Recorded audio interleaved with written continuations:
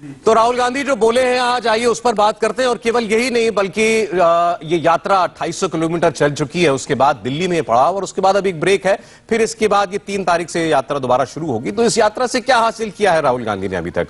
हमारे साथ शहजाद पूनावाला जी हैं, भारतीय जनता पार्टी के राष्ट्रीय प्रवक्ता। शहजाद जी स्वागत है आपका। अजय उपाध्याय जी हमारे साथ कांग्रेस पार्टी से हैं। अजय जी स्वागत है। मानव जायसवाल साहब तृणमूल कांग्रेस के नेता प्रवक्ता हमारे साथ हैं। मानव जी स्वागत है आपका। और अजय आलोक जी हमारे साथ हैं, पॉलिटिकल एक्टिविस्ट भी हैं, कमेंटेटर भी हैं, एनालिस्ट भी हैं। अजय जी आपका स्वागत है। तो मैं शहजाद शुरुआत आपसे करना चाहता हूं। एक जुमला आजकल वो खूब कह रहे हैं कि मैं नफरत के बाजार में मोहब्बत की दुकान खोलने निकला हूं। तो मतलब मोहब्बत की दुकानें खुल गई हैं देश में। सर पहले तो सभी को मेरा नमस्कार है, आपके माध्यम से पूरे देश को भी।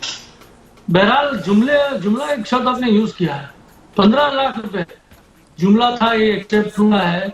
उस समय से ये बड़ा चर्चित है ये शब्द। उसके पहले शायद आधे से ज्यादा नहीं 99% देश को नहीं पता था कि जुमला भी कोई शब्द होता है, मुझे नहीं पता। अब बात आती है कि भैया देश में जिस तरीके से फर्क नहीं पड़ता है, महंगाई तो है ही नहीं, सही बात है।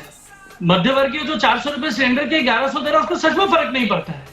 जो 60 रुपए डीजल के खर्च करता था, जो ट्रैक्टर चलाता था या फिर जो छोटे टाटा एस चलाता था, आज वो 100 रुपए के आसपास डीजल का खर्च दे रहा है, सच में फर्क नहीं पड़ता। जो माताएं, जो दूध में जो टैक्स लग रहा है, लगान पे लगान ये सरकार लगाई जा रही है, वो माताएं जो अपने बच्चे को सही तरीके से पोषण नहीं कर पा रहे हैं, उनको फर्क नहीं पड़ रहा है, सच में फर्क नहीं पड़ रहा है। हाँ, अदानी अंबानी जरूर फर्क पड़ रहा होगा, हम दो हमारे दो जैसे इनकी बातें होती हैं, उनको बहुत फर्क पड़ा। उनका क्या है ना, जो उनकी जो संपत्ति की जो है वो यहां से यहां चली गई, उनको बड़ा फर्क पड़ा, बड़ा दुखी है वो लोग कि भाई हमारी आमदनी इतनी थी, आज इतनी हो गई, बढ़ गई। उनको जरूर फर्क पड़ रहा है। हमारे जो पूनावाला जी हैं, ये बहुत अच्छे से बताते हैं, लेकिन इनके ही जो प्रमुख प्रचारक हैं और प्रधान सेवक हैं, उन्हें पूरे देश में चूना लगा दिया। कैसे? इतनी पुरानी संपत्ति थी, उसको लेके बेच दिया और कर्ज का अंबार बना दिया। पूरे देश में जहां 46-47 लाख करोड़ का कर्ज था, 150 लाख करोड़ के आसपास पहुंच गया, कोई फर्क नहीं पड़ता। अच्छा सर, कर्ज भी बढ़ रहा है, देश की संपत्ति भी बेच रहे हैं, आय भी बढ़ रहा है, मुनाफा हो रहा है। सर पैसे जा कहां रहे हैं? क्या कर रही है ये सरकार? कौन से प्रचार तंत्र में लगी है कि सारे पैसे वहीं झूस दिए जा रहे हैं? सर ये एक तो कोला बोतल होता है ना, कोला का बॉटल, कोला बॉटल, उसका शायद कॉस्टिंग 1.5-2 रुपया आता होगा, लेकिन उसको खरीद हमको 40 रुपए 45 रुपए का पड़ता है। आज ये वही भाजपा सरकार है, कोला बॉटल जैसी, अंदर में कोई चीज पौष्टिक नहीं है, पूरा फुस हो जाता, फुस। आज पूरा देश को आप बेच रहे हैं, सारी संपत्तियों को आप बेच रहे हैं, लेकिन किसके लिए? आपके ब्रांडिंग के लिए। अरे नूरानी चेहरा दिखता है पेट्रोल पंप में, बड़ा खुश होता है, अरे उसकी कॉस्टिंग निकालिए। हवाई जहाज 16,000 करोड़ की खरीदते हैं आप, उसकी कॉस्टिंग निकाल लीजिए। आज पूरे देश को पता चल गया है और पूरा देश जागरूक हो गया है, पूरा देश जान गया है कि ये जो जुमले वाली जो सरकार है, ये गरीबों की सरकार नहीं है। आप बोलते मुफ्त में राशन, देखिए हम रोजगार मांगते हैं। अच्छा, मुफ्त के राशन वाली बात चूंकि अभी ताजा ऐलान हुआ, अभी आप पूछ रहे थे कि ये सारे पैसे का क्या करते हैं, तो ये बता देंगे कि 2 लाख करोड़ रुपए का तो हम लोग साल में राशन ही बांट रहे हैं गरीबों को। लेकिन उस पर ये आप इनसे बात करें, लेकिन एक सेकंड, 2 लाख करोड़ का राशन बांट रहे हैं और पेट्रोल और डीजल में 18 लाख करोड़ रुपए एडजस्ट कर रहे हैं। क्या कर रहे हैं? पैसे का पैसा जमा करके कहां रख रहे हैं, किसके लिए रख रहे हैं, ये आपको जवाब देंगे। मेरा सवाल आपसे केवल अभी आपने जुमले वाली बात बता रहे हैं, मैं बताइए, एक सेकंड मेरी बात सुनिए सर, मेरी बात सुनिए। आपने कहा कि जुमला जो था, जुमले का अर्थ अब देश समझ गया है, देश जागृत हो चुका है, देश में देश अब हकीकत जान गया है इन लोगों की। अभी आपने उदाहरण देते हुए कहा कि जैसे सोडे के अंदर केवल फिज होता है, ऐसे केवल फिज है, कोई सब्सटेंस नहीं है इनके पास कहने के लिए, ना जनता को दिखाने के लिए। तो इसके बाद इनके पास जवाब होता है अपने चुनाव का रिकॉर्ड दिखाने का। आप पश्चिम बंगाल में आप कह सकते हैं, पश्चिम बंगाल में आपने इनको पटखनी दी है, लेकिन पूरे ये रिकॉर्ड दिखाते हैं पूरे देश के राज्यों का, 14 का 19 का। चुनाव पे एक बात करते हैं, तो चुनाव पे एक बात करते हैं, एक मुझे मौका दीजिए सर। 2014 में जीते थे, 2019 में जब जीते ना, इनके लगभग 52 ताश के पत्तों की तरह इनकी वो थी संगठन, अलायंसेस, आज 24 पे आके अटक गई है। सर देवभूमि हारा है इन्होंने, 56 इंच का सीना, 156 सीट वाली गुजरात जीती है, एमसीडी हारा है इन्होंने। आज सुन लीजिए, 1 to 1 जहां जहां लड़ाई होती है, यह हारते हैं। अच्छा यूपी उत्तर प्रदेश की बात करते हैं, बड़ा सीना चौड़ा होता है ना सर, नहीं 303 सीटें 1 to 1 में निपट गए।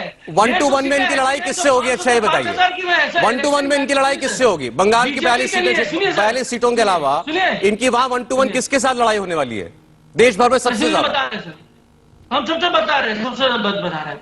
आज सबसे वास्तविक चीज समझ लीजिए, शायद आप प्रेडिक्शन ले लीजिए, मैं अरविंद जी जैसे प्रेडिक्शन नहीं दूंगा, लेकिन मैं एक चीज बताना चाहता हूं, जमीन घिसक चुकी है इनकी, ये समझ चुके हैं कि भैया हम कोई ऐसा काम नहीं किया है कि जिससे हमको जनता फिर से जुमलेबाजी की तरह चुनेगी। अब सुन लीजिए, ये आप इनके एमसीडी और हिमाचल के हार की बिना पर कह रहे हैं, उसमें आप जो है गुजरात की जीत को नहीं जोड़ते, आपने कहा एमसीडी हारे हैं। सर मैं सिलसिलेवार तरीके से बताता हूं। अच्छा, एक बार जरा अजय आलोक जी के पास बस चला जाओ, अभी तक आपने जितनी बात की, ये अच्छा है कि आप रिकॉर्ड के साथ बताएंगे, आंकड़ों के साथ बताएंगे, हम सुनेंगे आपको। एक मिनट, मैं आ रहा हूं। आपने कहा जमीन खिसक चुकी है और इनको ये बात मालूम भी है, अजय आलोक जी। बिल्कुल अजय सर, कितने मित्र हैं इनके, तो अपने मित्र को साथ, अजय आलोक जी, दोस्ती को साथ, देश को क्या साथ रखेंगे? नहीं दोस्तों का साथ नहीं रख सकते, बिल्कुल सही कह रहे हैं, जमीन बिल्कुल खिसक गई है, सुन ले, बिल्कुल जमीन खिसक गई। उस ओआरओपी को बढ़ाकर 25 लाख बेनिफिशियरीज उसके होंगे, इसीलिए उज्ज्वला योजना में 9 करोड़ सिलेंडर, इसीलिए शौचालय 14 से कितने लाख करोड़ की सब्सिडी आपने बोली? 90 लाख करोड़ रुपए का कैपिटल एक्सपेंडिचर और सब्सिडी दोनों मिलाकर, जो यूपीए की सरकार में आंकड़ा 49 लाख करोड़ का था। अच्छा ठीक है, तो ये वो पैसे का हिसाब दे रहे थे, आप पूछ रहे थे मानव जायसवाल जी। सब नहीं, हम बड़का झूठा पार्टी ऐसा ही नहीं करते हैं। आप आरबीआई का डॉक्यूमेंट पढ़ लिया करें ना, यही तो बात होती है कि कभी कभी आरबीआई के डॉक्यूमेंट पढ़ लिया करें। एक बार जरा बोल रहे मानव जायसवाल जी। आप लोग जो हवाई बातें करते हैं ना, 15 लाख आएंगे, अच्छे दिन आएंगे, ये सब उसी तक सीमित है। कितने स्मार्ट सिटीज आपने बना दिए, कौन से स्मार्ट सिटीज का जुमला आप बनाते हैं? कौन से 8 नवंबर को आप डंका बजा के लोगों तक बताते हैं कि नोटबंदी में आपने कामयाबी हासिल कर ली? 18 लाख करोड़ रुपया नहीं चलता था, आज 32-33 लाख करोड़ रुपया कैश में चलन हो गया। शर्म नहीं आती आपको? आप सुन के हमको बताइए कि भैया कौन सी सब्सिडी आप दे रहे हैं? आप 400 बेच रहे, कहाँ सब्सिडी है? आप जो $76 बैरल अगर आप खरीद रहे हैं, जो आपका एवरेज औसत $50-55 रहा है अपने कार्यकाल में, आप तो बोलते थे ना आपके प्रधानमंत्री। आपने वैट कितना काटा पेट्रोल पर? जरा एक बार बंगाल की सरकार ने वैट कितना काटा वो बता दो। सेंट्रल एक्साइज 2 बार काटा, वैट कितना काटा बंगाल की सरकार ने, एक बार बताओ ना। ऐसी किस्मत भगवान किसी को ना दे। अरे मानव जी, वैट कितना काटा आपकी सरकार ने, वो एक बार तो बता दीजिए। सुनिए, अच्छा वैट तो आपके हाथ में, आपने कितना काटा? आप बहुत नैनो चिप की तरह बौखलाना नहीं है, बौखलाना नहीं है, बफर हो जाते हैं। बौखलाना नहीं है। मैच्योरिटी लाइए, 5G में आइए, it's a 5th generation technology, enjoy it and live with the bliss. अच्छा, अब हो गया आपका। वैट कितना काटा पेट्रोल पे बंगाल की सरकार ने, जरा एक बार बताइए कितना है वैट रेट? 2/3 हिस्सा जाता है ना आपको भाई, बंगाल की सरकार का वैट रेट बता दीजिए ना पेट्रोल डीजल पे। 40 लाख करोड़। अच्छा एक मिनट, अच्छा चलिए ठीक है, अब सर वैट किसने, कौन तेल से कितना कमा रहा है, कौन कितना कमा रहा है? मैं तो मानव जी आपकी बात को बड़ा करता हूँ कि इसी ये सोचेंगे आम जनता को कितने का पड़ रहा है तेल। जनता को थोड़ी पता है कि राज्य को कितना मिल रहा है या केंद्र को कितना मिल रहा है, उसको तो ये पता है मुझे 100 रुपए का मिल रहा है। नहीं, हम तो जनता, सौरभ जी आपका जो चैनल है ना, बहुत लोग देखते हैं। देखिए, मुझे जब तक बैठा हूँ तब तक बहुत सारे मैसेजेस आ गए, क्या हो रहा है सर, लोग क्या बोल रहे हैं, मुझसे पूछ रहे हैं, बोल रहे हैं भैया उनको बोलिए कि हम 60-70 रुपए का सरसों तेल खाते थे, आज हमको 200 रुपए देना पड़ रहा, कहाँ से लाए, कहाँ सब्सिडी है? आज वो पूछ रहे हैं भैया, कोरोना के पहले हमको 12-15 हजार रुपया रोजगार मिलता था प्राइवेट कंपनियों से, जो कपड़े मर्चेंट थे, कपड़े के मंडी में काम करते थे, हम 12-15 हजार महीने के कमा लेते थे, लेकिन आज हम 8-10 हजार रुपए नहीं कमा पा रहे हैं। हमारी अच्छा चलिए ठीक है मानव जी, ठीक है, इसी बात को आगे बढ़ाते हुए, क्योंकि आज जो आरोप लगाए हैं, एक बात मानव जी ने सही कही, मैं उनकी बात का एक स्वीकार करता हूँ। सुन लीजिए मानव जी, मैं आपकी एक बात का स्वीकार नहीं, आपकी एक बात का स्वीकार करो, सुन लीजिए। देखिए, आप जिस प्रकार से भर्तियों में स्कैम करते हैं, वहां पर बंगाल में युवाओं को रोजगार नहीं मिला, लाठियां मिली, और टीटी का स्कैम पार्था चैटर्जी ने कैसे किया और पैसों का ढेर बनाया अर्पिता के साथ मिलकर, तो वह निश्चित रूप से वहां पर बेरोजगारी है बंगाल में, निश्चित रूप से। आपने तो नौकरियां बेच दी वहां की, इसीलिए मैं कह रहा हूं कि नौकरियां बेचनी नहीं चाहिए आपको। राजस्थान में बेरोजगारी दर 20% से ऊपर रहा है, बंगाल में भी यही स्थिति रही है, क्योंकि नौकरियां वहां पर बेची गई। अच्छा एक सेकंड, आपने इन पर अभी कहा, इनके आरोप लगाए इन्होंने नौकरियां बेची। राहुल गांधी ने आज कहा कि आपने तो पूरे देश को बेचने की तैयारी कर रही है। अभी एयर इंडिया बेचा है, अब आप रेल को बेचेंगे, लाल किला दे दिया आपने किसी को, अब कह रहे हैं अब तो ताजमहल बेचने की बस बारी है। अच्छा देखिए, मुझे पता है कि ताजमहल से तो विशेष उनका लगाव हो सकता है, परंतु रेल के बारे में पीआईबी स्वयं ने एक क्लैरिफाई किया, पीआईबी ने फैक्ट चेक किया कि राहुल गांधी जो झूठ फैला रहे कि रेलवे कहीं पर भी प्राइवेटाइज। अब मानव जी, आप कांग्रेस के प्रवक्ता बन गए क्या? मानव जी एक सेकंड, सवाल का जवाब ले। राहुल गांधी को मान लिया आपने प्रधानमंत्री? मैं राहुल गांधी के विषय में बोल रहा हूँ, आप बीच में बोल रहे हैं।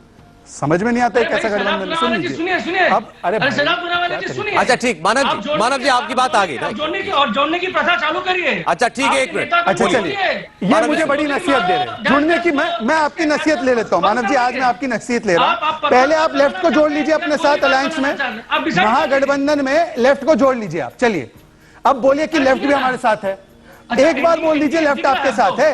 ये कांग्रेस वाले बोल दे आप हमारे साथ है। अरे एक बार बोल दीजिए। देश जोड़ने चले, एक दूसरे की शक्लें नहीं देख पाते। अब सुन लीजिए सर। चलिए ठीक, अच्छा मेरे पास मेरा समय खत्म हो गया। आपको बहुत अपनी बात कंप्लीट करनी है बहुत शॉर्ट में। लेकिन अब हुआ क्या है? अरे बीच बोले शहजाद बोली, समय नहीं है मेरे पास। देखिए, रेलवे के भी विषय में जिस प्रकार का झूठ राहुल गांधी ने फैलाया था, स्वयं पीआईबी ने फैक्ट चेक किया कि ऐसी कोई प्रस्तावना नहीं है कि जाकर रेलवे का प्राइवेटाइजेशन होने वाला है। ये वो व्यक्ति है जिसने सुप्रीम कोर्ट के नाम पर रफाल में चोरी चौकीदार ने की ये बोल दिया था। सुप्रीम कोर्ट के सामने नाक रगड़कर माफी मांगनी पड़ी। ऐसे लोगों का कहां भरोसा करते हैं आप? ठीक है, चले, बहुत धन्यवाद करूंगा आप लोग जुड़े आज हमारे साथ। शहजाद जी, अजय उपाध्याय जी, मानव जायसवाल जी, अजय आलोक जी।